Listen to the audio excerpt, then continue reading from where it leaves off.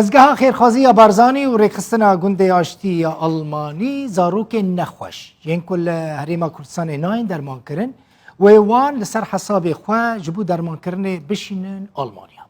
Serokê dezgeha xêrxwaziya Barzanî Musa Ehmed jî ji Rûdawê re got projeya wan giştiye ne tenê taybet e bi zarokên Başûrê Kurdistanê.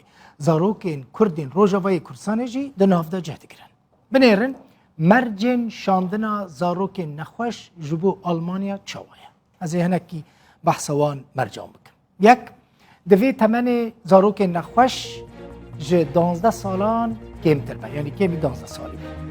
Pêwîstiya nexweş bi dermankirina li derveyî welat hebe yan mesrefê emeliyata nexweş li Herêma Kurdistanê gelek be û rewşa aborî ya malbata zarok xerab be nikaribin zarokê xwe emeliyat bikin.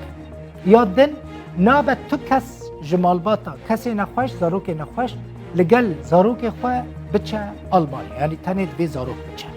Ji îro pêve dosya kesê nexweş tê wergirtin û heta 13 mehê berdewam dibe. Dosya nexweş ji bo vê îmêla ku hûn dibînin li ser ekranê xuya dike wê were şandin hemû kesên ku zarokê wan nexweşin dikarin vê îmêla ku hûn ser ekranê dibînin li cem xwe binivîsînin û dosya zarokê xwe bişînin ser wê îmêla dezgeha xêrxwaziya Barzanî.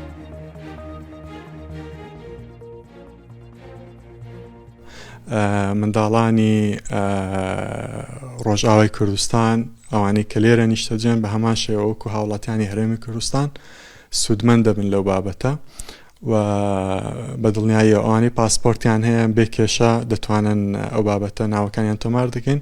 ئەوانەی کە پاسپۆرتیان نییە ئێمە لە هەوڵی چارەسەرێکین لە بابەتە کە ئەویش ڕەنگە بتوانین لە ڕێگای UNHCR کارتی تایبەتیان هەیە کە لە ڕێی کارتەکانی UN-ەوە بتوانین ئەو بابەتە حل بکەین.